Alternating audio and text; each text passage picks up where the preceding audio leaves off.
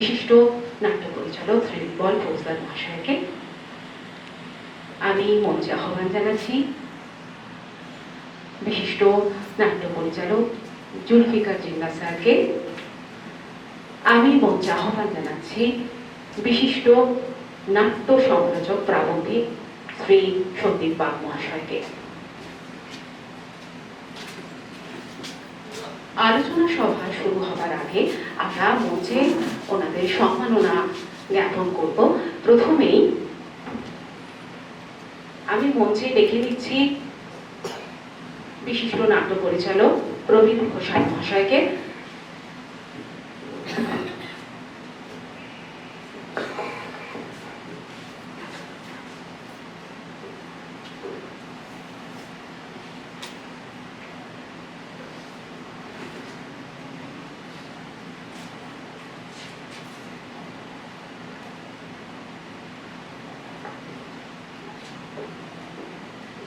প্রবীণ ঘোষাল মহাশয় উনি জুলফিকার জিন্নাহ স্যারকে সম্মাননা জ্ঞাপন করবেন। দর্শক অল্প কিন্তু করতালির যেন অভাব না হয়। উত্তরীয় প্রদান করে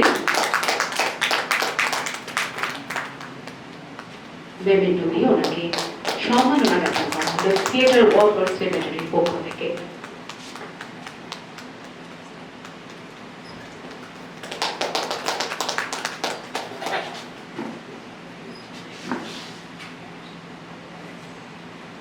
আমি মঞ্চে ডেকে নিচ্ছি আমার ভীষণ প্রিয়, খুব কাছের আমার বন্ধু এবং আমি ওকে খুব শ্রদ্ধা করি, আমার প্রাণের মানুষ শ্রীমতী কৃতি মজুমদারকে আমি মঞ্চে আহ্বান জানাচ্ছি।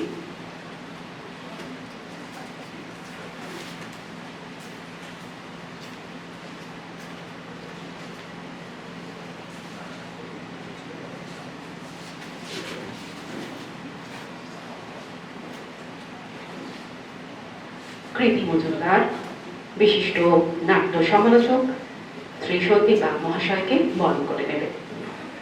উত্তরীয় প্রদান করে মেমেন্টো দিয়ে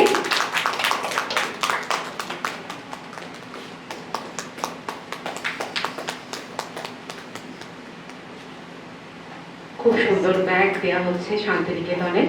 সৌরভ মানেই শান্তিনিকেতন, শান্তিনিকেতন মানেই সৌরভ।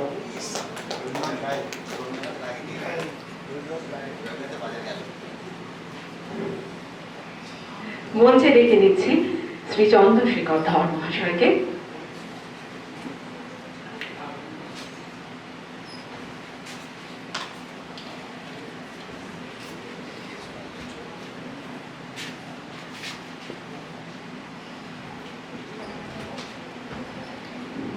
আমরা বিশিষ্ট নাট্য পরিচালক শ্রী ইকবাল ফৌজদার মহাশয়কে বরণ করে নিচ্ছেন চন্দ্রশেখর ধর মহাশয়। উত্তরীয় প্রদান করে মেমেন্টো দিয়ে ব্যাগ দিয়ে আমরা ওনাকে বরণ করে নিচ্ছি।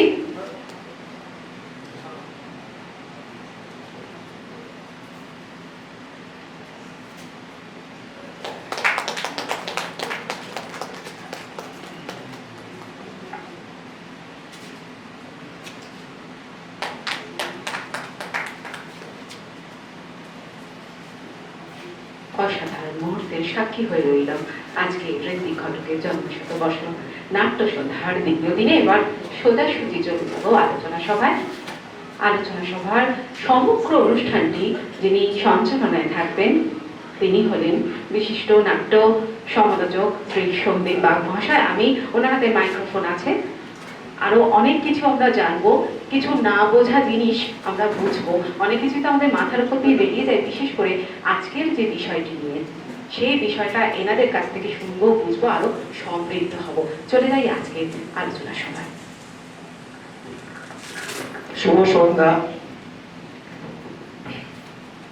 আপনারা যারা এখানে এসেছেন এবং আয়োজক যে সংস্থা, উভয়কেই অন্তরের কৃতজ্ঞতা জানিয়ে আমরা আলোচনা সভা শুরু করছি।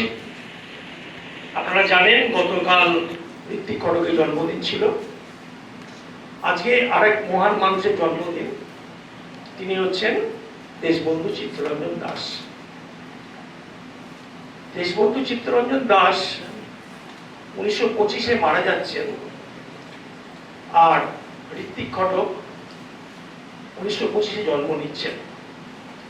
ঋত্বিক ঘটক 1925 খ্রিস্টাব্দে 4 নভেম্বর ঢাকা শহরে জন্মগ্রহণ করেছিলেন। তার পৈতৃক বাস ছিল রাজশাহী জেলায়, কিন্তু তার বাবা যেহেতু ঢাকা শহরের ডিস্ট্রিক্ট ম্যাজিস্ট্রেট ছিলেন, সেজন্য তার জন্মটা হয়েছিল ঢাকা শহরে, এবং তার মৃত্যু 6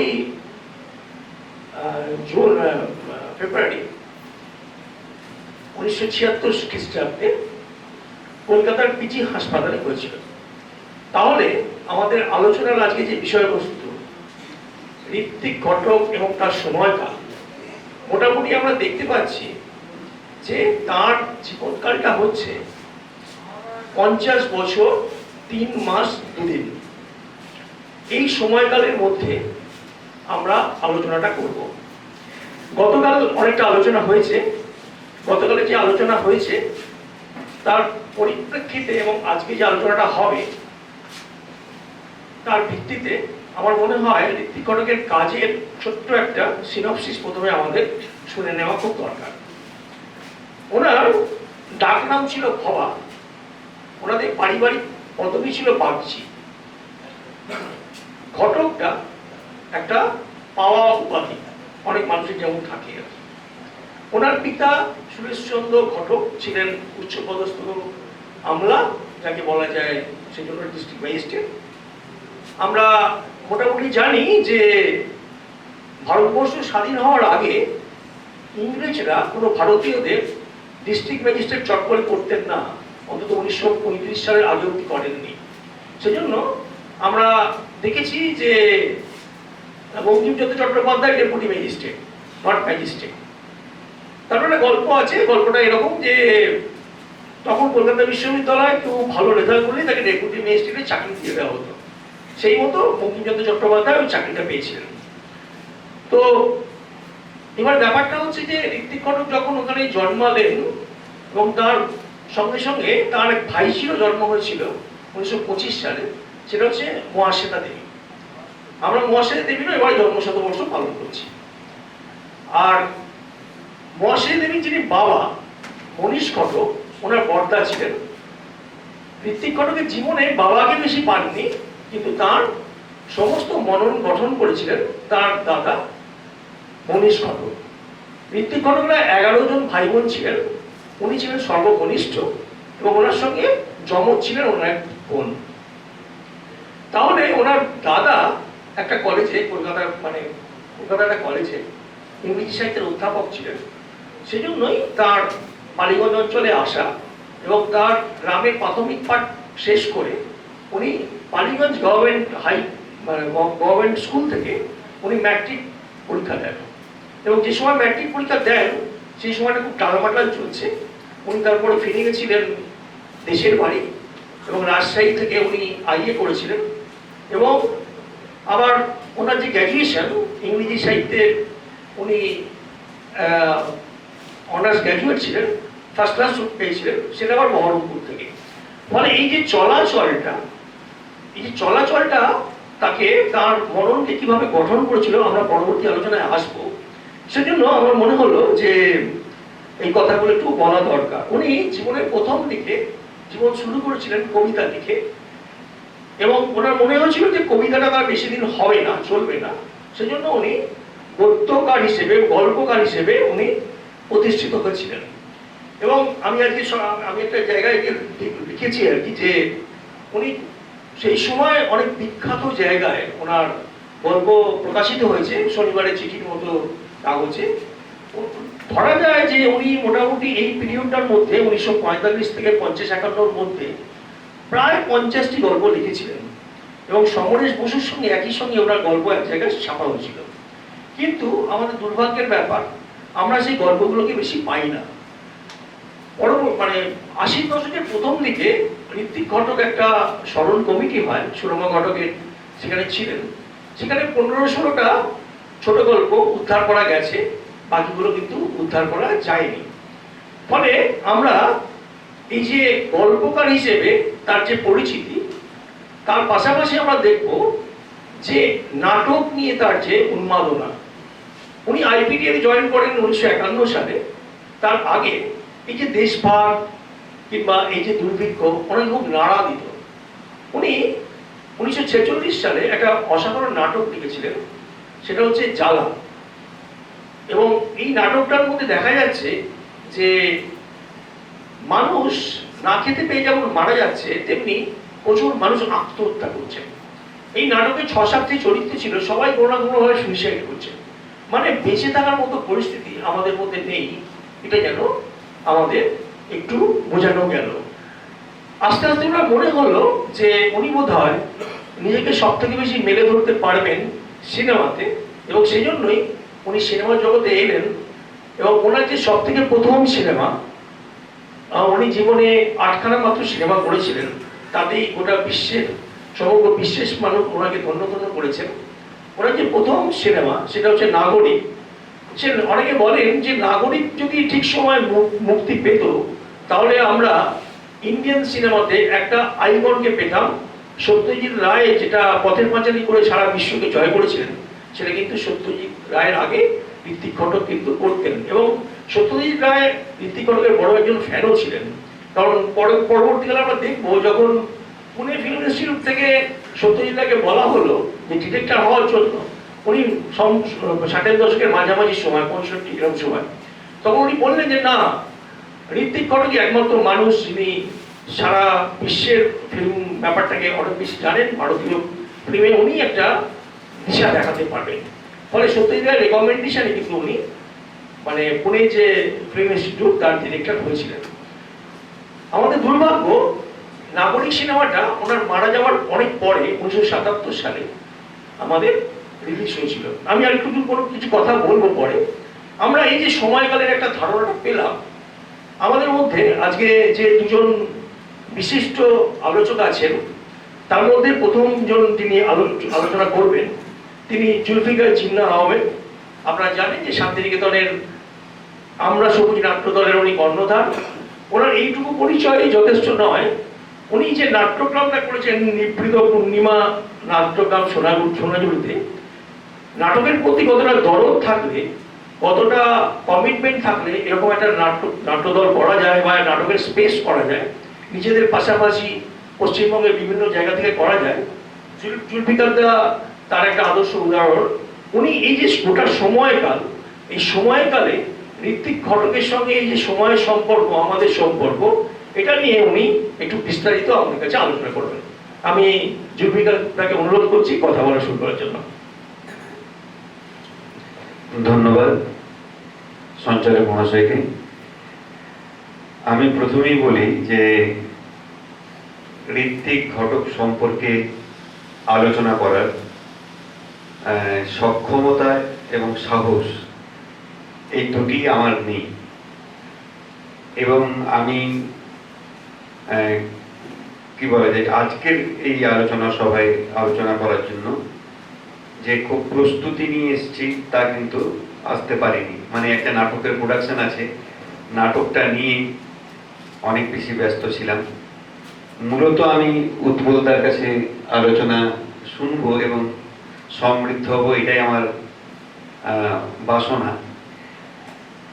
আর আমার এটা মনে হয়েছে, যারা আজকের আলোচনা সভায় আমার কথা ভেবেছেন, ঋত্বিক ঘটক নিয়ে ইতিমধ্যে আগ্রহ যেভাবে বেড়েছে এবং যারা ইতিমধ্যে গবেষণামূলক কাজ করেছেন এবং অনেক পুরনো পত্র পত্রিকা যা পুনরুদ্ধার হচ্ছে, সেগুলোর ভিত্তিতে যারা খুব ইন্টেন্সিভ একটা ওয়ার্ক করছেন, তাদের মতো কাউকে আলোচনায় আমার জায়গায় যদি বিবেচনা করা হতো, তাহলে আজকের আলোচনা সভা অনেক বেশি সমৃদ্ধ হতো।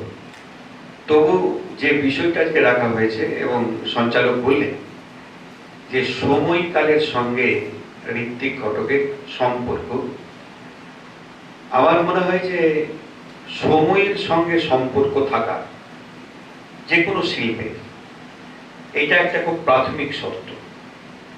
মানে মহৎ শিল্প সমসাময়িক তল ছুঁয়ে থাকে, স্পর্শ করে থাকে, সময়কে সে রিপ্রেজেন্ট করে।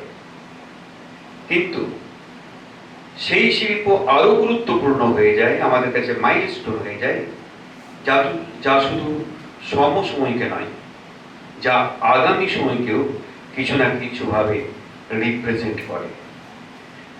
কারণ পাস্ট, প্রেজেন্ট আর ফিউচার, এই তিনটের মধ্যে একটা ডায়ালেকটিক্যাল রিলেশন আছে। প্রেজেন্টের অবস্থানটা খুব কিন্তু ক্ষণিক, যদিও আমরা সমসময় বলি, প্রতি মুহূর্তে সময় কিন্তু অতীত হয়ে যাচ্ছে।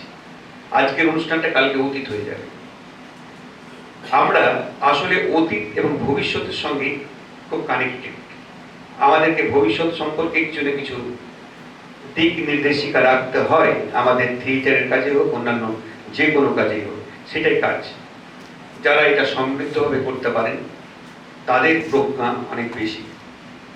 ঋত্বিক ঘটক সম্পর্কে আমার মনে হয়েছে যে তার গুরুত্ব হচ্ছে এখানে, তিনি আসলে আগামী পৃথিবীকে রিপ্রেজেন্ট করেছেন, যে পৃথিবীটা আমাদের চাই, মায়ের আঁচলের মতো একটা পৃথিবী, তার মানুষের জন্য পৃথিবী, যে জন্য মানুষের জন্য পৃথিবী নির্মাণ করার ক্ষেত্রে যত ধরনের প্রতিবন্ধকতা আছে, অসংখ্য উপর পর্যায় আছে, যা আমার মানুষ সত্তাকে বিঘ্নিত করে।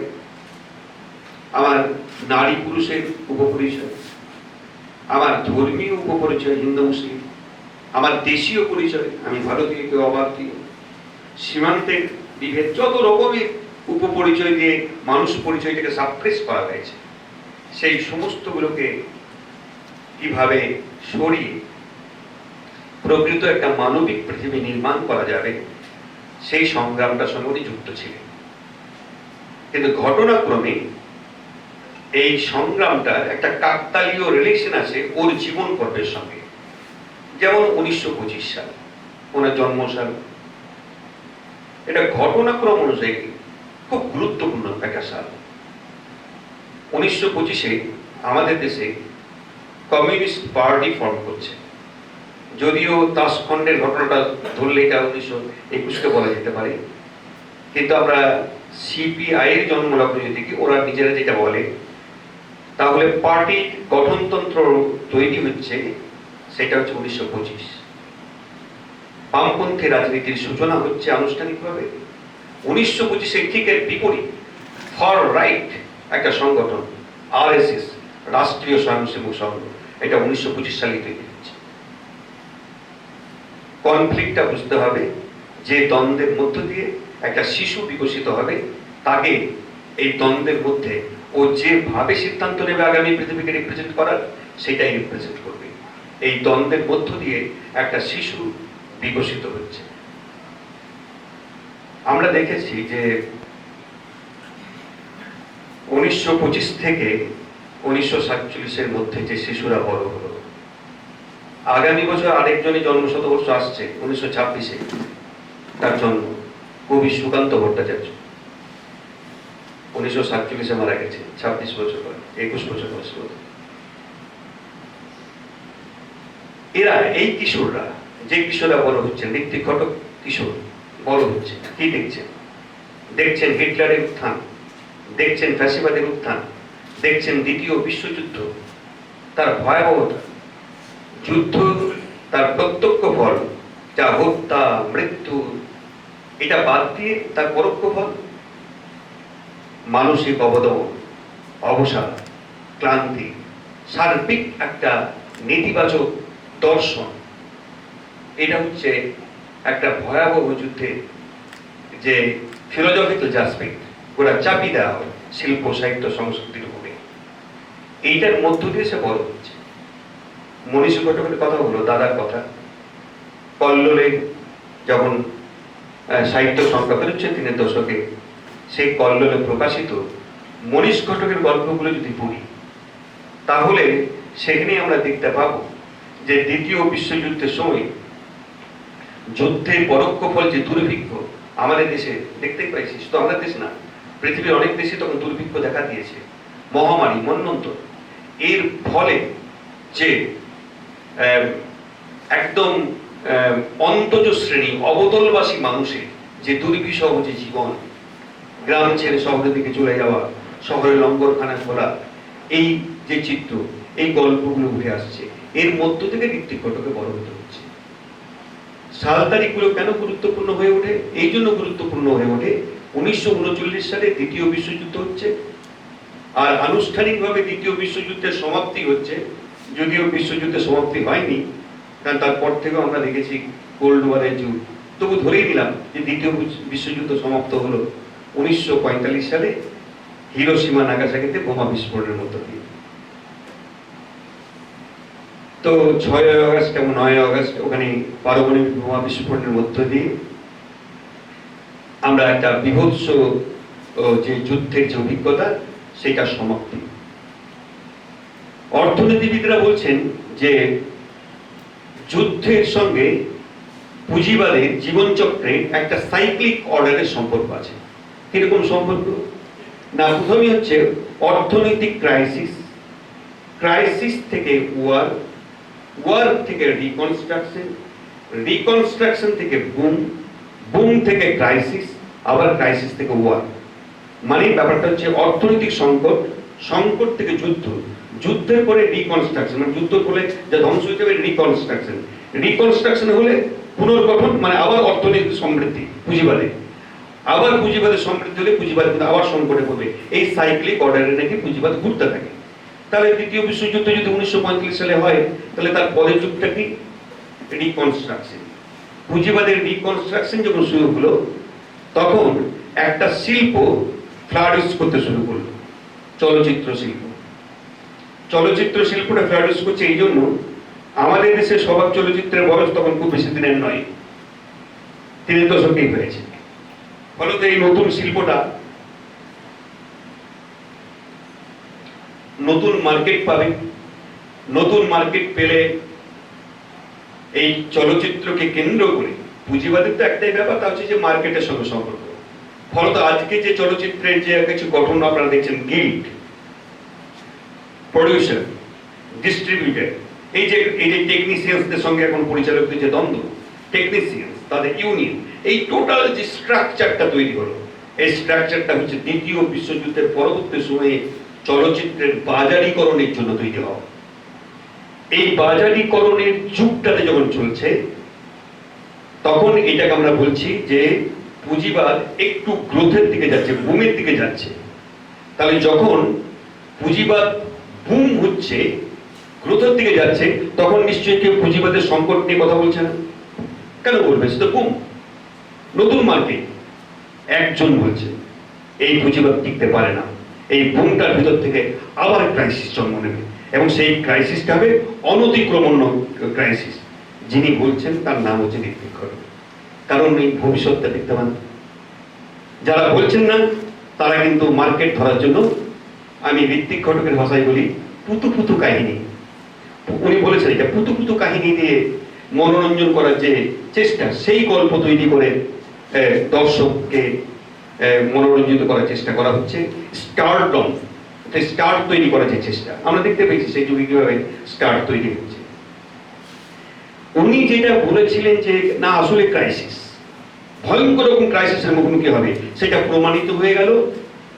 জাস্ট আমরা 52 খাদ্য আন্দোলন এবং অনওয়ার্ডস আমরা 60-র দিকে যখন ঢুকছি, তখন গোটা পৃথিবী জুড়ে আমরা দেখতে পেলাম এটা ঘটে গেল। শুধু আমাদের দেশে না, আমাদের দেশে তো হলো, আমাদের দেশে 6 দশক ঢুকতে ঢুকতে আমরা দেখতে পেয়েছি কি ভয়ঙ্কর রকম ভাবে অর্থনৈতিক সংকট হয়েছে।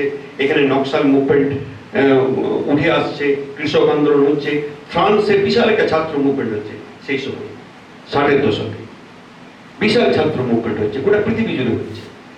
তো উনি যে নাগরিক সিনেমাটার কথা হলো, যখন বুম, তখন উনি তৈরি করছেন নাগরিক সিনেমার স্ক্রিপ্ট। ঘটনাটা কি ছিল? একটা ছেলে ঘটনা ছিল, যে চাকরির ইন্টারভিউ দিতে যায় নাগরিক সিনেমাতে, এই ঘটনাটা ছিল। এবং সে ব্যর্থ হচ্ছে, তার প্রেমিকার সঙ্গে সম্পর্ক নষ্ট হয়ে যাচ্ছে। একটা নিম্নবিত্ত পরিবারের ছেলে স্বপ্নভঙ্গের একটা কাহিনী থেকে নাগরিক টার্ন নিচ্ছে।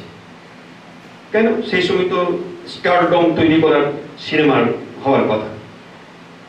কিন্তু উনি যে চাকরির সংকট, অর্থনৈতিক সংকট যেটা সামনে আসতে যাচ্ছে সেটাকে উনি আগেই রিপ্রেজেন্ট করে দিয়েছেন। এটা হচ্ছে আসলে সময়ের সঙ্গে শিল্পের সম্পর্ক যদি বলি, তাহলে ঋত্বিক ঘটকের প্রত্যেকটি সিনেমা ধরে যদি আলোচনা করা যায়, তাহলে নিশ্চয়ই যারা এই নিয়ে অনেক গবেষণা করছে তারা আরো ভালো করে আলোচনা করতে পারবেন। ঋত্বিক ঘটককে আমি ঋত্বিক ঘটকের কতগুলো সাক্ষাৎকার করছিলাম একটা সংকলনে, ওর প্রায় 10টা মতো সাক্ষাৎকার। যখন উনি ওই অভিনয় দর্পণ পত্রিকাটা নিজেই সম্পাদনা করছেন, সেই সময় কয়েকটা সাক্ষাৎকার ওখানেও প্রকাশিত হয়েছিল। তার মধ্যে একজন একটা প্রশ্ন করেছিলেন। প্রশ্নটা হচ্ছে যে যেহেতু যখন উনি থিয়েটারটা করতেন, নাটক করতেন, তখন যেহেতু ব্রেস্টের দারুণ প্রভাব ছিল, ফলে ব্রেস্টের অ্যালিয়েনেশন তত্ত্ব সম্পর্কে একটা কথা ওনাকে জিজ্ঞেস করা হয়েছিল। অ্যালিয়েনেশন হচ্ছে ওই যে বিচ্ছিন্নতার যে বিযুক্তিকরণের যে তত্ত্ব, এটা আপনারা থিয়েটারের লোকেরা সবাই জানেন। যে আপনি কি বিশ্বাস করেন যে থিয়েটারের মতো সিনেমারও একটা কাজ হচ্ছে বিযুক্তিকরণ করা? তো উনি বলেছিলেন যে না, বিযুক্তিকরণ তো দরকার, কারণ ব্রেস্টের এই থিওরিটা খুব ইম্পর্টেন্ট। কারণ মানুষ শুধু হৃদয় দিয়ে সিনেমাটা দেখে না, মস্তিষ্ক দিয়েও দেখে। যদি শুধু ওই ক্যাথারসিস হয়, ভাবমুক্ষণ হয়, তাহলে তো যুক্তিবোধ কাজ করবে না, তাই বিচ্ছিন্নতা দরকার পড়ে। কিন্তু বিচ্ছিন্নতার পাশাপাশি যেটা দরকার পড়ে তা হচ্ছে সংযুক্তিকরণ, অর্থাৎ not only alienation but empathy. Empathy and alienation. Empathy কার থাকবে? উনি বলেছেন যিনি নির্মাণ করবে তার এমপ্যাথি থাকতে হবে। কার প্রতি? সমাজের প্রতি, সময়ের প্রতি। তার যদি এমপ্যাথি না থাকে তাহলে সে তুলে আনতে পারবে না। দর্শককে সে অ্যালিয়েনেট করবে নাকি করবে না সেই বিতর্কটা পড়ে। কিন্তু তার যদি সময়ের সঙ্গে, তার যদি সমাজ সমস্যার সঙ্গে তার যদি সংযুক্তিকরণ না থাকে, তাহলে ও বিযুক্তিকরণের তত্ত্বকে কোনোভাবেই হাজির করতে পারবে না। ফলে এত সুন্দরভাবে যিনি ব্যাখ্যা করতে পারেন পুরো বিষয়টাকে, তাহলে সেইটা তো আমার মনে হয় যে একটা অসাধারণ কথা। ওনার সাক্ষাৎকার থেকে অনেক কথা বলা যায়। উনি উদাহরণ দিয়েছিলেন সময় এবং সমাজকে বোঝার ক্ষেত্রে। বললেন যে আমরা ঠিকই বলেছিলেন সত্যজিৎ রায়েরই কথা এটা, যে বিশ্ব চলচ্চিত্র সম্পর্কে এমন প্রজ্ঞা তো অন্য কারণ নেই ঋত্বিক ঘটক ছাড়া। উনি যে কোনো উদাহরণ দিলেই বিশ্ব চলচ্চিত্র থেকে দিতেন। উনি বলেছিলেন যে আমরা যদি বার্গম্যানের ভার্জিন স্প্রিং সিনেমাটার কথা বলি, তাহলে আমার মনে হয় অবশ্যই আপনাকে ওই 12th যে সেঞ্চুরি, সেই যুগে আপনার সুইডেনের জীবনচিত্রকে জানতে হবে। অর্থাৎ সমাজ ব্যবস্থাটাকে না জানলে আপনি কিন্তু ওই চলচ্চিত্রটাকে বুঝতে পারবেন না। ঠিক তেমনি আমরা যদি ঋত্বিক ঘটকের চলচ্চিত্রকে বুঝতে চাই, তাহলে ঋত্বিক ঘটকের সমসময়ের যে সমাজ সমস্যাগুলো, ছিন্নমূলের সমস্যা, উদ্বাস্তু সমস্যা, এটা কিছু পৃথকীকরণের সমস্যা, এই সমস্ত সমস্যাটার সঙ্গে যদি আমাদের এমপ্যাথি না থাকে, যদি আমাদের সংযুক্তিকরণ না থাকে, তাহলে আমরা কিন্তু আমাদের যুক্তিবুদ্ধে এই সিনেমাগুলোকে বিশ্লেষণ করতে পারবো না। যাই হোক, আমি আমার বক্তব্য এখানেই শেষ করছি এবং দাদার কাছে শুনবো। ধন্যবাদ। জিন্নাদারকে অনেক ধন্যবাদ। উনি মোটামুটি কমিউনিস্ট পার্টির শুরু, আরএসএসের জন্ম, দ্বিতীয় মহাযুদ্ধ, ফ্যাসিবাদের উত্থান, খাদ্য আন্দোলন ইত্যাদি ইত্যাদি অনেক কথা বললেন। এবং সত্যি কথাই ঋত্বিক ঘটকের যে পড়াশোনার মান এবং যে পড়াশোনাটা উনি করেছেন, কি করে করেছেন সেটা খুব বিস্ময়ের ব্যাপার। কারণ উনি খুব যে থিরুতে পেরেছেন তা নয়, পারিবারিক জীবনে যে খুব শান্তি ছিল তাও নয়, মানসিকভাবে যে সবসময় সুস্থ ছিলেন তাও নয়। কিন্তু কতগুলো জিনিয়াস আসেন, ক্রিয়েটিভ জিনিয়াস পৃথিবীতে আসেন, যাদের ব্যাখ্যা লজিক্যালি করা যায় না। এবং একটা কথা বলতে পারি যে ওনার যে 8খানা সিনেমা,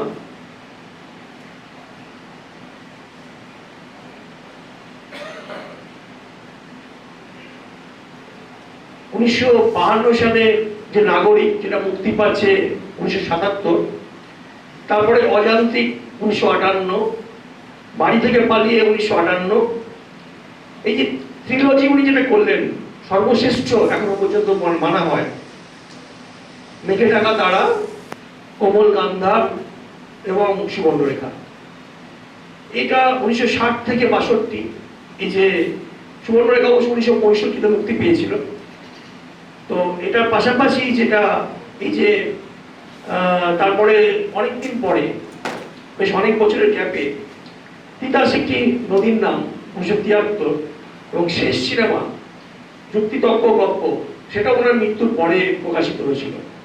অর্থাৎ আমরা যদি নাগরিক থেকে তিতাস একটি নদীর নামে যাই, আমরা দেখব যেন ওনার চিন্তা ভাবনার ক্ষেত্রে একটা উত্তরণ হয়তো করতেও পারে। উত্তরণ মানে এই সেন্সে বলছি, উনি আগে যেমন ধরুন দুর্ভিক্ষ, মানুষের অসহায়তা, এই যে স্পেসিফিজম যেটা আমরা যেটা বলি, যেটা একটু দুঃখজনক ব্যাপার, সেখান থেকে যত দিন যাচ্ছে যেন উনি লোক সংস্কৃতির প্রতি একটু বেশি আবেগ দেখাচ্ছেন। আমরা যদি তিতাস একটি নদীর নাম দেখি, সেখানে আমরা দেখব যে পূর্ববঙ্গীয় নিম্নবর্গীয় যে পরিবারগুলো আছে, বিশেষ করে মালো সম্প্রদায়, অদ্বিতীয় মানে ওটা লেখক যেভাবে দেখিয়েছেন, তার বাইরে গিয়ে উনি তাদের যে বিয়ে, তাদের যে আচার অনুষ্ঠান, তাদের যে অত্যাচারিত হওয়ার ব্যাপারটা, নদীর যে শুকিয়ে যাওয়া, নদীর যে নিজস্ব একটা প্রাকৃতিক ঢেউ আছে, তার সঙ্গে সঙ্গে ছন্দ মিলিয়ে জনজীবনের যেন একটা ছন্দ, সেগুলোকে সব নিয়ে ওনার মধ্যে যেন একটা আমরা যেন একটা উত্তরণ দেখতে পাই। যে হার্ডকোর কমিউনিস্ট একজন মানুষ, যিনি 1951 সালে কমিউনিস্ট পার্টির মেম্বার হন, 1954 সালে তাকে পার্টি থেকে বের করে দেওয়া হয়। একটা যুক্তি ছিল, কমিউনিস্ট পার্টি বারবার বলতো, যেটা তুমি ব্যক্তিকে সমষ্টির উপরে কেন জায়গা দিচ্ছ। উনি বলছেন মানুষ তার স্বকীয়তা নিয়ে চলবে, দরকার পড়লে মানুষ সমষ্টিকে পরিবর্তন করতে পারে, তাকে দিশা দেখাতে পারে, সমষ্টির শেষ কথা নয়। সেটা নিয়ে অনেক কথা আছে, এবং যেটা জানা গেল কালকে আলোচনা যেটা জানলাম, ওরা সেই সময়কার লেখাগুলো, আমরা জানি যে কমিউনিস্ট পার্টির অনেক লেখা পছন্দ না হলে সেগুলোকে নষ্ট করে ফেলা হয়। বুদ্ধদেব ভট্টাচার্যের মানে আগ্রহে তার সেই অনেকগুলো লেখা এখনো কিন্তু পাওয়া যায়। যাই হোক, এবারে আমরা উৎপলদার কাছে আসবো। উৎপল ঘোষদারের আলাদা করে পরিচয় দেওয়ার কিছু নেই। ওনার মতো নাট্যকার এবং অভিনেতা, এবং সবথেকে বড় কথা, ওনার যে চিন্তার গভীরতা, সেটা যখনই কথা বলি আমরা যে কোনো মাধ্যমে, ব্যক্তিগত আলাপচারিতায়, আমি তো অন্তত মুক্ত হই, উনি নিশ্চয়ই নতুন কিছু দিশা আমাদের এখন দেখাবেন, যেটা আমরা আজকের রাতে অনেক সমৃদ্ধ হব। উৎপলদা।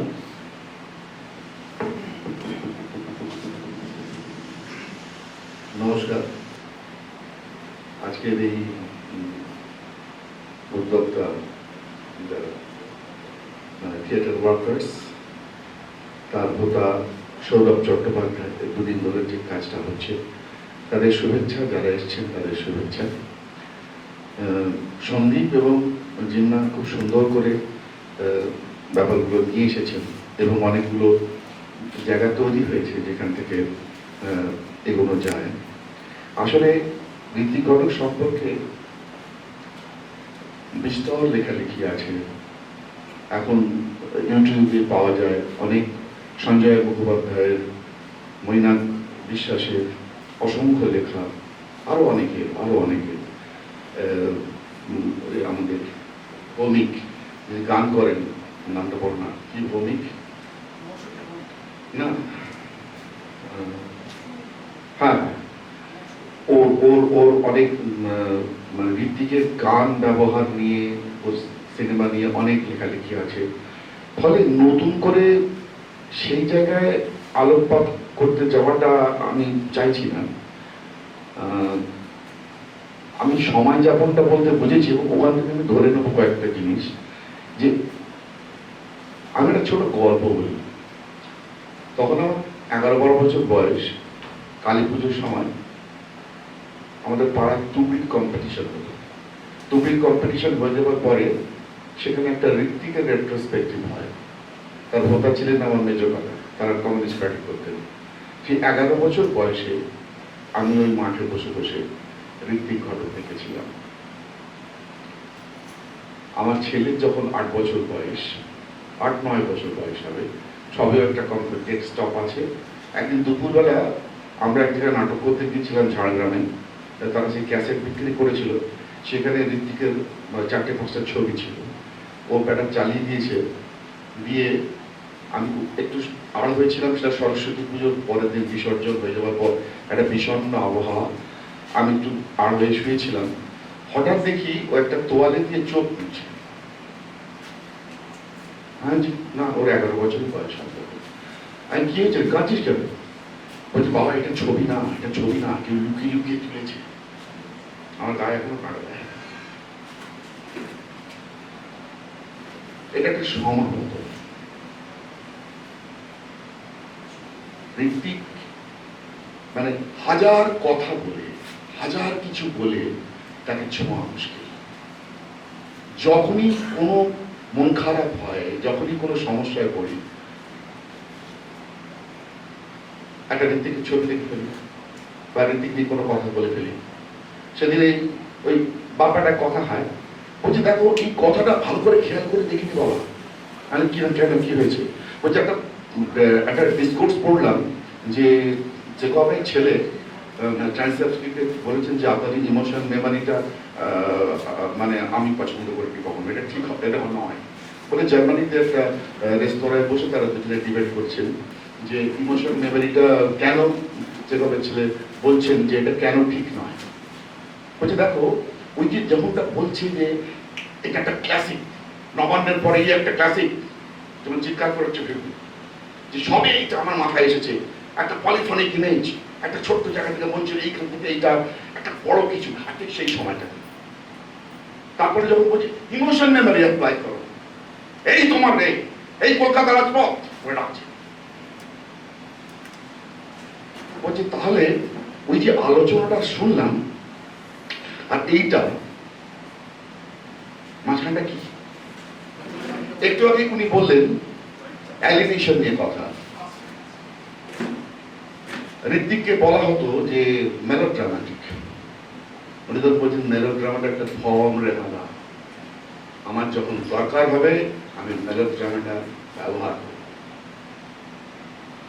ঋত্বিক ঘটক সমস্ত এই লোকগুলো মানে ধরুন বোম্বেতে 3খানা হিট সিনেমার চিত্রনাট্য তৈরি করেছেন ঋত্বিক ঘটক, দু বন্ধুকে মিলে। বিজন ভট্টাচার্য, বিজন ভট্টাচার্য 74.5-এর স্ক্রিন প্লেয়ার, মানে প্লে লিখেছেন, মানে সব জায়গায় খেটেছেন এবং এডিটিং এর কাজ, ক্যামেরার কাজ সমস্ত দুরন্ত এক্সপার্টদের কাছ থেকে শিখেছেন। যেমন এখানে একটা কথা উঠলো, আমি এরকম ছিঁড়ে ছিঁড়ে কতগুলো জায়গায় যাব যে ঋত্বিক যে আমরা বলছি ঋত্বিকের সময় যাপন, তার মানে সে সময়টা অতীত, যা কিছু হয়ে গেছে তাহলে আমরা এখন একটু আরাম করে দেখবো, হ্যাঁ এইটাই ব্যাস। কিন্তু এইভাবে ইতিহাস পাঠের কি কোনো মানে আছে? এই এখনকার সময়ের একজন বড় ভাষ্যকার হারারি বলছেন যে ইতিহাসটা তখনই খুব জরুরি যদি সেটা কোনো নতুন সম্ভাবনা সৃষ্টি করে। তাহলে তার দেখায় আমি ভাবছিলাম যে ঋত্বিক ঘটকের ত্রিনয়নের দেখায় যারা মজেছিলাম, তারা কি তার ত্রিনয়নের দেখাকে মানে আবার একবার ফিরে দেখতে পারি? কিরকম ভাবে ফিরে দেখা, যে লোকটা মানে চোখের সামনে ওইগুলো দেখছে কিন্তু ওর মধ্যে ওইটা কাজ করছে, এটা তো মানুষ করছে। একটা মানুষকে যখন কেউ মারছে একা বা দলগত ভাবে, তার কোনো মন্ত্র তো এটাকে শেষ করা যাচ্ছে না। মহাভারতে বলছে সেই লোকটা নৃশংস যখন চারপাশে অনাহারতিষ্ঠ মানুষ থাকে আর সেখানে কেউ বসে একা চর্বশস্য লেপন করে, তার মতো নৃশংস মানুষ আর নেই। তাহলে এতগুলো বছর যে কেটে গেছে সেটা চুইয়ে যায়নি কেন, কোথাও ডিস্টেন্ট হয়নি কেন? ঋত্বিক শেষ সিনেমার কথা উনি বলছেন পিতার সে কি নদীগ্রাম, হাতে সময় খুব কম, এটা আমি বলছি চিন্তার কিছু বীজ আসবে, তাহলে হয়তো আপনারা নতুন করে ছবিগুলো দেখতে বসবেন আরেকবার। পিতা সেটি নদীর নাম ঋত্বিক ওইভাবে কোনো স্পেশাল সংস্কৃতিকে বিশ্বাস করতেন কিনা আমি জানি না, এবং উনি ব্যবহার করেছেন দেখবে অজান্ত্রিকে, যখন এই আদিবাসীদের নাচটা হতে থাকে, কিংবা যুক্তিতর্কের গল্পে যখন সেই চল দেখে আসি বঙ্গবালাকে নিয়ে বেরিয়ে যাচ্ছে, চল রাম দেখে আসি, সেইখানে যে গিয়ে ওইখানে পটুয়াদের সঙ্গে যারা ছৌ নাচ করে তাদের সঙ্গে এই যে ভেতরে ভেতরে হয়ে যাওয়া আর তার মধ্যে থেকে যাওয়া, এই দুটো মানে যদি আমরা বলি যে এই মহাভারতের কালে আমরা এক ধরলাম, তারও হয়তো অনেক আগে কিছু ছিল, কিন্তু একটা বড় জায়গায় ফেল করে যাচ্ছে, কিন্তু সেই বীজটা ভেতরে ভেতরে কোথাও রয়ে যাচ্ছে, চুইয়ে চলে আসছে। যুক্তিতর্ক গপ্পেই সেখানে বলছেন, দেখ আমাদের দেশের অনেক গৌরী মাল আছে, কিন্তু আছে জিনিস আছে, তাই ওখানে উপনিষদ আসে। উপনিষদ ঈশ্বর কি মানে না, তাই না? উনি যেটা বলছেন আমাদের উপপরিচয় গুলো সমস্ত ডিস্টার্ব করছে, কিন্তু ওইখানে তো অন্য জিনিস, সেখানে তো জ্ঞানের উন্মেষ, কেমন জ্ঞান নিয়ে কথা বলছে, মানে এপিস্টেমোলজিক্যাল ব্লকেজ যেটা বলা হয়, যে জ্ঞান তত্ত্বের যে ব্লকেজ, সেগুলো তো সে চাষবাস করতে পারে না। সেদিন প্রসন্নজি বলছিলেন, তার আগে এটা পড়েছি আমি, যে তখন কিন্তু বলছেন যে সৃষ্টির সময় কিচ্ছু নেই, কিচ্ছু নেই, সব শূন্য। তাই তখন চাষবাস করতে শিখেনি, কিন্তু এদের স্ক্রিপ্টে লিখে ফেলছে, তারা মনোযোগীটা কোথায়? এইবারে দেখুন যে বলছেন পিতা সেটি নদীর নামে, আসলে তিনি ওইখানে ধরতে চেয়েছেন যে যারা জলের কাছাকাছি থাকে, যারা নদীর কাছাকাছি থাকে, যারা আকাশের কাছাকাছি থাকে, তাদের কাছে এই রূপটা কেমন। তিনি তো শহরের মানুষ, যত যাই করুন না কেন, আসলে তার ছোঁয়ার আরতিটা ছিল ওইটা, মাটির সঙ্গে তার মানুষের সম্পর্ক কি। যেখানে নদীর নামে বাচ্চা, সকালবেলা শুনলে তো ওটা ওর কথা, যে নদীর নামে বাচ্চার নাম রাখা হয়, তোমার ঠাকুরের নাম কি, তোমার নদীর নাম কি, এটা তো একটা আমাদের উপমহাদেশের একটা বৈশিষ্ট্য। তিনি বৈশিষ্ট্যটাকে মারাত্মকভাবে ধরতে চেয়েছিলেন, এবং ধরতে চেয়েছিলেন সেই সঙ্গে দেখুন যেটা আপন করার সেটাকে আপন করে নিয়েছেন তিনি। ইউএন কথা আপনি নিশ্চয়ই পড়েছেন, ইউএন কথা বারবার বলছেন, সে ইউএন কথায় রয়েছে যেটা কালেকটিভ কনসেনসাস। আমরা প্রত্যেকে বসে আছি, আসলে এই সহযোগিতাই মানুষকে এক জায়গায় নিয়ে আসে। আমাদের প্রত্যেকের যে কনসাসনেস আছে সেটা আসলে কালেকটিভলি কোথাও একটা জায়গায়, মানে আমরা সেটাকে তার স্পন্দটা বুঝতে পারি। এই দিকে নিয়ে আলোচনা হচ্ছে, এর কেন্দ্রে হয়তো সে থাকতে পারে, তার কালেকটিভ কনসাসনেসকে আমরা একেবারে করে ছুঁতে পারছি। সেখানে ওই মাতৃ প্রতিমার কথা আছে, মা যখন দেখবেন ওই বিবাহী নদীর নামে মা মা, আর ওই চলে যাচ্ছে নৌকাটায়, আর মাকে একটা সোলার না, ওইটা দেখে আমার ছেলে কাঁদতে শুরু করছিল, বোঝাতে পারছিল। তাহলে সেটা মানে সেও তো তাকে তো ইনএক্সপ্লেনেবল, কিন্তু সেটা একটা হিউম্যান ব্রেন, ফলে ওই যে কালেকটিভ কনসাসনেস তাকে নাড়া দিচ্ছে। আর যে কথাটা বারবার বলছে, যে যেটা বলবার চেষ্টা করলো, যে এই যে ভুলিয়ে দেওয়ার কাজটা কে ভোলায়? স্বর্গ থেকে কেউ নেমে আসে? মানুষই তো তৈরি করে, মানুষই তো ভুলে যায়। এইটাই তো মানুষের ট্র্যাজেডি, তো পারে না। একটা পরিবারকে ধরে দেখুন, যখন এই যে রাতের মোর দুয়ারগুলি গানটা গাইছে, ও বড়টার সঙ্গে প্রেম করে দেখে ছোটটার সঙ্গে এমন করছে, গানটা থামিয়ে বলছে, দেখছিস ছেলেটা প্রিন্সিপাল। আমরা নিজের নামের দিকে তাকিয়ে দেখি কখনো? কখনো দেখি? কথা কথা হাওয়া করে দেখতে হচ্ছে। মৃণাল সেন বলছে, আমি যখন ওই পদ্মার উপর দিয়ে প্লেনটা যাচ্ছে, ওকে ধরে রাখতে পারছি না, জানাতে পড়ে যাবে ওখানে। মিছিমিছি নাকি ওই তিতাসে পৌঁছেছে তো ওইখানেই পড়ে যেতে ভাব দিবি। সাক্ষাৎকার নিতে গেছে, অতগুলো পেন ফেন সব পুলিশে আছে, পড়েছেন বোধহয়। তো সাক্ষাৎকার নিতে গেছে, তোর বুকে সব কি কবিতা লিখিস বুঝি? হবে না, কাজ সকালে আসিস, তাহলে বোঝো বোঝো তোকে ছয়খান ফুসফুসে পাঁচ পজিশন আরে কালিমাঙ্গা কেন রাত্রে সকালে কিন্তু পড়ে নাই 6 ঘন্টা ওইখানে আমি শুটিং করছি আর তুমি আমার পেন নিয়ে সাক্ষাৎকারে চলেছো। এই পরের দিন যখন গেলাম সে একেবারে ধ্যানমগ্ন ঋত্বিক। কি বলছেন সেখানে? সেখানে শুধু এই যে দুর্ভিক্ষ, যুদ্ধ, মানুষকে মারে, এগুলো তো সব ফলাউট, এগুলো তো সব প্রতিক্রিয়া। স্তরে স্তরে মানুষের ভেতরে কি হয়েছে, সে কেমন করে নিজের সঙ্গে নিজের যুদ্ধটা করবে। এবারে ওই ব্যাপারটা হচ্ছে এই যে কালচারাল ফ্রন্টে যিনি ওই কথাগুলো বলতে চেয়েছেন, সেগুলো তো কোনো স্কুলে পড়ানো হবে না, পড়ানো হয় না তো। তাহলে এই কালেকটিভ কনসিয়াসনেস তৈরি হবে কোথা থেকে? এই যে জগদ্ধাত্রী পুজো বিসর্জন যাচ্ছে, অমুক যাচ্ছে, আমরা দাঁড়িয়ে দেখছি আর ভাবছি একদিন বোধহয় সেই লাইটটুকে দিন আসছে। কোনোদিন আসবে না, কোনোদিন আসবে না, কিচ্ছু হবে না। কে করবে? প্রত্যেকে আরো ভাবছি একদল লোক এসে করে দিয়ে যাবে। কখনো হবে না, কখনো হবে না। তবু এই চেষ্টা 60-70-এর দশকে উনি যেটা বলছেন সেটা পাশ্চাত্যেও বলা হচ্ছিল। বাউডিলার্ড বলে একজন দার্শনিক এসেছিলেন, তিনি বলছেন পুরো আমাদের অ্যাকশন গুলো হয়ে যাচ্ছে মানে কি বলবো, সিমুলেশন। পুরো একটা মার্কিন সমাজ যেন একটা টোটাল সোপ অপেরা, তারা সোপ অপেরা যেন অ্যাক্টিং করছে। মেয়েরা সিঁদুর মেখে নাচতে নাচতে যাচ্ছে, তার সঙ্গে তিতাসের বিয়ের গানের কোনো তুলনা হয়?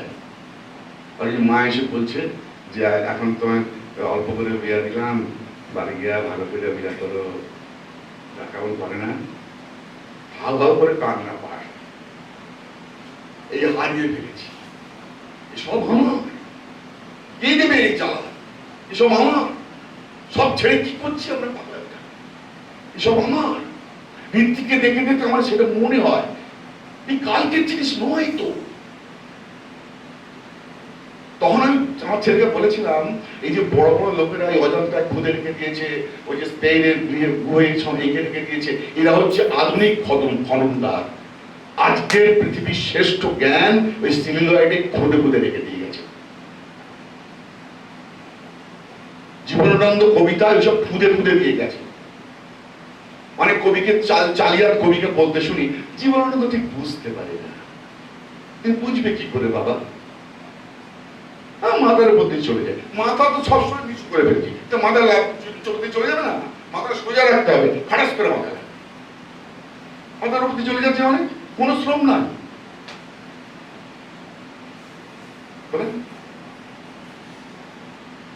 এই ওই সব মজার কথা বলছি, কেমন মানুষ তো। সুপ্রিয়া দেবী 1 পয়সা নিয়েছেন, কিসের কারণে করতে আসতেন? করে দে না, বেরোন করে দে না, এই সিনটা করে দিতে। কালিম্পংয়ে একটা জায়গায় শুটিং হচ্ছে, ও করে চলে গেছে, বলছে একটা ছোট্ট জায়গা, বলছে না আমাকে একদম এই করে দেবে। ও চলে গেছে, ফিল্মটা দেখতে এসে বলছে কি করে হলো সিনটা? বললো আমি করে দিচ্ছি, শাড়ি পরে হেঁটে দিচ্ছি। খারাপ হয়েছে? ঠিক নিজে হেঁটে দিয়েছে কোমল গান্ধারী। তো ওই যখন দৃশ্যগুলো হতে থাকে তখন মনে হয় যে আমার,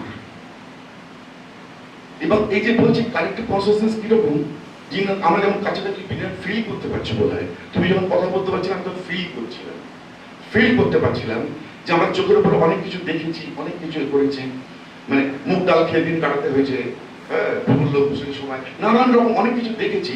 এবারে বাড়িতে নানান কিছু বইপত্র শোনা, এইগুলো এই যে আবহাওয়াটা তৈরি করেছিল, তার প্রেক্ষিতে যখন ঋত্বিককে দেখছি, ফলে সেগুলো অন্যরকম ভাবে মাথায় স্টোর হয়েছে। ফলে এই যে জেনারেশন একটা জেনারেশন, এই যে টোটাল চর্চাটা থামিয়ে দেখাটা থেমে গেল। কত চকচকে ছেলেপুলেকে দেখতাম ওই রকম সব, মানে এদেশের সিনেমা মানে কথা বলছে, বোকা বেড়ে যেতাম। এখন সব হাওয়া, একটু পরে বলে একটু অ্যান্টিবিটি খেতে যাবি, চলো সিগারেট খেয়েছি, তাহলে মেয়েরা ভাবছে শুধু সিগারেট খেলেই আমরা আগুন হয়ে যাবো। মানে এরা অল্প মানে নাটক সিনেমা এইগুলো যেন একটা কিরকম একটা মানে নিজেকে এক্সিবিট করবার একটা জায়গা, আর কিছু মানে গোছানো গোছানো কথা আর কি, মানে থরলি বুনওয়েল কেউ দেখেনি, থরলি এটা দেখেনি, মানে ফলে কোনো কিছুর আসলে সিঙ্ক করছে না। নেটফ্লিক্সে দেখছে যারা সিনেমা বানায় থিয়েটার বানায়, আমি লক্ষ্য করি যে ওই নেটফ্লিক্সে কিছু দেখছে সেখান থেকে মানে সেটা একটা মাথায় কাজ করছে, খুব চালিয়াত লোক একটু টেনের দিকে ব্যবহার করছে আর মুখগুলো সোজাসুজি ব্যবহার করছে, ফলে কোনো কিছুরে কোনো সিঙ্ক করছে না। তাহলে শুধু ঋত্বিক এই করিয়াছিলেন সেই করিয়াছিলেন সেই আলোচনা গিয়া লাভ নাই। ঋত্বিক আমাদের হাতে চিন্তার যার আখর দিয়ে গেছেন, যদি আমরা দেখতে শুরু করি সেগুলোকে বারবার দেখতে শুরু করি, আর সেই সঙ্গে অভূতপূর্ব সব লেখা রয়েছে, অসাধারণ সমস্ত লেখা রয়েছে। আজকে মানে সিনেমা পদবাচ্য একজন বলছেন যে ইট মারা উচিত, তার সময় যে দেখেছে একটা সাক্ষাৎকারে বলছেন, মমিন ছিল তার নামটা আমি মনে করতে পারছি না, বলছে ইট মারা উচিত। বলো এইগুলো সিনেমা? হ্যাঁ, বাংলা সিনেমাগুলো শুধু ভাই সমস্ত খালি ওই মা এর থেকে আর ওই ওই চত্বরটা ওইখানে থবাস করে মার্ডার হয়ে যাচ্ছে। আচ্ছা এত ভূতের গল্প কি হয়, এত ভূতের গল্প, এত মার্ডার, এত এই কিসের কারণে? আমরা দেখছি তো, পয়সা দিচ্ছি তো, আমরা কেউ ফার্সে যে অভিনয় করতে যাচ্ছি তো ওই সিদ্ধান্তটা বোঝায়। তাহলে ওই যে এসেন্সটা হাত ফেরি হবার ছিল ওটা ওর ওই সিনেমার তৈরির ভেতরে থেমে যায়নি। ওই যে ছোট ছোট দৃশ্যগুলো, ওই মেঘে ডাকা তারার ওই যে সামান্য দরবার ভেতর থেকে আলো বেরোচ্ছে, ছিটকে ছিটকে পড়ছে চারদিকে, আর যে রাজা মন্ত্রী, কিংবা কোমলকান্ত ধারে ওই যে আজ জ্যোৎস্না রাতে সবাই গেছে বনে, তুম করে সে মেয়েটা হাঁপাচ্ছে, বলছে দেখো না কি ভালো মানুষ, তুম করে কেমন সব কি করে দিল, মানে ওকে প্রেম বিনোদন করে ফেলেছে। এই সামান্য ব্যাপার সেখান থেকে কি কাণ্ডটা হয়ে গেল, হ্যাঁ যারা দেখেছেন তারা বুঝবেন। মানে একের পর এক বাড়ি থেকে পালিয়ে ছবিটা দেখতে বসলে দেখবেন সব সময় ক্যামেরাটা এইরকম অদ্ভুত। সুপ্রিয়াকে এত ছবিতে দেখেছেন, আমি অন্যভাবে বলছি, কোমলকান্ত ধারে তাকে যেভাবে তিনি দেখেছেন জীবনে কখনো ওকে অত সুন্দরী দেখায়নি, মূর্তির মতো। ছবি তুলে তুলে আমি রেখে দিয়েছি, এ থেকে স্ক্রিনশট নিয়ে নিই, এবং এই দৃশ্যগুলো, এই দৃশ্যগুলো কি বানিয়েছি সুবর্ণরেখা। এটা বলে আমি শেষ করি যে সুবর্ণরেখায় আমাদের এই যে উপমহাদেশ, সেই সূত্রে আমাদের বাংলা, সেইখানে অনেকগুলো মানে সাংস্কৃতিক সংকেত তৈরি হয়। এই যেমন অনেক চেষ্টা করেও বাংলা ভাষাকে ভুলে যায়নি, তুই যাবি এমন শুনলে কানে লাগে, এটা হিন্দি অ্যাকসেন্টে বাংলা বলছিস কেন, তাকে বললাম কানে লাগে। যাই হোক, ঠিক এরকম অনেক সাংস্কৃতিক সংকেত আমাদের ওরকম কালেকটিভ কনসাসনেসের ভেতরে রয়ে গেছে। ওই সুবর্ণরেখায় দেখুন, ভালো করে ছবিটা দেখবেন, না দেখলে তো বোঝানো মুশকিল। সেই বাড়ি খুঁজছে, নতুন বাড়ি, এইসব কাণ্ডর পরে, খুন খারাপের পরে যখন সে বেশিরও গলায় গায় মেঘের কোলে উঠেছে, তখন ওই আমার ঝাঁপটা হয়। এ শুধু ওই এন্টারটেন্ট হওয়ার জন্য যাওয়া নয়, পুতু গল্প নয়, আবার গল্পও তো বটে। দাদা আমি বাঁচতে চাই, আর বসে আছে আর একটা মেয়েরও চলে যাচ্ছে, ও তোর বোনকেই দেখছে। ঋত্বিক ঘটকের ছবি সম্পর্কে বলা হতো ভীষণ রকম নাকি কাকতাল রয়েছে।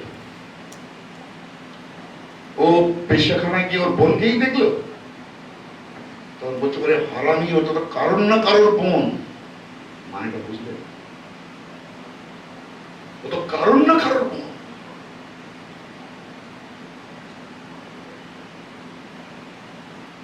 তার আগে বলছে কলকাতা দেখতে যাবে, মজা, চলো ঠিক আছে। যারা ছবিটা দেখেছেন তারা বুঝতে পারবেন আমাদের ওই সময় বলে নয়, এমন হারানো পুরনো এবং সেই ঘটমান বর্তমান এবং আমাদের চলমান সময়ের কাছে এসে কড়া নাড়ছে, সেখানে ওরকম অসংখ্য সাংস্কৃতিক সংকেত লুকিয়ে আছে। যখন ওই বউটা মারা গেল বাগদি বুড়ি, এবং যখন জানা গেল যে বাগদি বুড়ির ছেলেও, সঙ্গে সঙ্গে সমস্ত প্যাটার্ন পাল্টে গেল।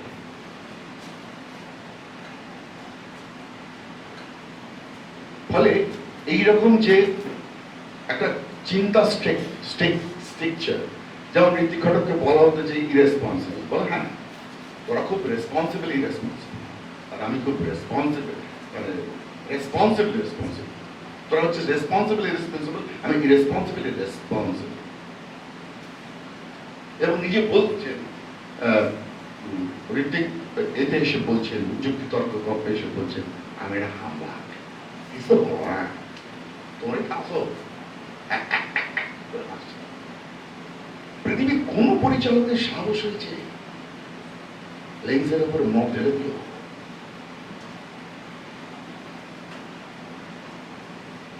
একটা বড় মানুষ খুব বড় মন্তব্য করেছিলেন, মদ খেলে ঋত্বিক বিষক্রিয়া হলো আমাদের। আর আমরা ঋত্বিকের মদ খাওয়া নিয়ে সেন্টিমেন্টাল নাটক ভাবি। ঋত্বিকের মদ খাওয়া নিয়ে আমরা সেন্টিমেন্টাল নাটক ভাবি, তাই না? সিনেমা তৈরি হচ্ছে, ওতে কিছু হবে না।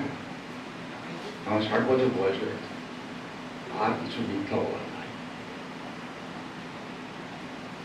কেমন ওই যে যখন আমাকে এই আবেদনটা করেছে, সত্যি আমি চিন্তার মধ্যে অসহায় ছিল, যে আমি তো দিন এই যে সুমনের একটা গান আছে না, যে ওই সানাই বলছে হাত পেতে নিয়ে চেটে খাই বিসমিল্লাহ পাতলা সানাই, আমি তো চেটে খেয়ে গেছি। কেমন তো সব নয় কিছু, ধন্য হয়েছি মাটিতে জন্মে, যে মাটিতে ঋত্বিক জন্মেছে। আরো সত্যি না ওরকম প্রকার সৃষ্টি হয়েছে। Sorry sorry sorry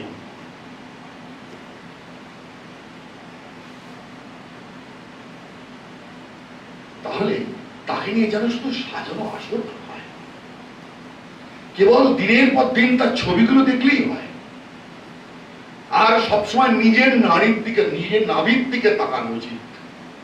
Where I am and what I am doing. Am I responsible for myself? এই জগতে কেন এসেছি, কি কারণ? মানুষ পেয়েছে উত্তর। ঋত্বিক সেইটা খুঁজতে চেয়েছে বারবার। ব্যাটম্যানের পার্সোনা দেখবে, একবার একজন বলেছিলেন যে ব্যাটম্যান চচ্চর, উনি উল্টো পাল্টা অনেক কিছু করেছেন। এবার সে একটা জায়গায় লিখে দিয়েছে, তার ডেকে বলছে তুই কিনা লিখেছিস কেন? বলে আপনি তো বলেছেন, বলে যেটা বলেছেন আমি ব্যাটম্যান সম্পর্কে বলেছি, আমি ঋত্বিক ঘটক, পৃথিবীর সর্বকালের শ্রেষ্ঠ একজন চলচ্চিত্রকার ব্যাটম্যান, জেনে রাখ। ওর সম্পর্কে গোলার কি বলেছে জানিস? ব্যাটম্যান সেই আর্টিস্ট যে সারা জীবনের তাবৎ দুঃখকে দুপোটা জলে প্রকাশ করতে পারে, সারা জীবনের তাবৎ আনন্দকে দুটো হাততালিতে প্রকাশ করতে পারে, আর 1.5 সেকেন্ডের একটা অনুভবকে 1.5 ঘন্টা সিলিলয়েডে স্ট্রেচ করতে পারে। সে ব্যাটম্যান। আপনারা তুল্যমূল্য ভাবে দেখবেন, এদেশ বিদেশ ক্লাসিক্যাল সময়টাকে দেখবেন, ওগুলো শুধু সিনেমা নয়, ওগুলো অজান্তে লোরা দেখতে যাওয়া, পিরামিড দেখতে যাওয়া, এইসব। কেমন তা ঋত্বিক সম্পর্কে আমার এই এলোমেলো কথাবার্তা, খানিকটা বিভ্রান্তি আমার, আর সেই বিভ্রান্তি আমি আপনাদের মধ্যে ছড়ালাম, মাফ করবেন। বা কিছু বলার নেই, শুধু ভাবতে হবে। ওই যে উপলতা বললেন চেটে ফুটে খেতে, সেই চেটে ফুটে খেতে হবে। অন্তত এতদিন দেখেছি, কিন্তু আমার নতুন করে মনে হচ্ছে সেই ছবিগুলো দেখে, এবং সত্যি আমরা কোথায়, আমরা কে, আমরা কেন, আর একবার ভেবে দেখি। অনেক অনেক ধন্যবাদ। ধন্যবাদ জুলফিকার স্যারকে, ধন্যবাদ সন্দীপক মহাশয়কে, অনেক ধন্যবাদ উৎপল ফৌজদার মহাশয়কে।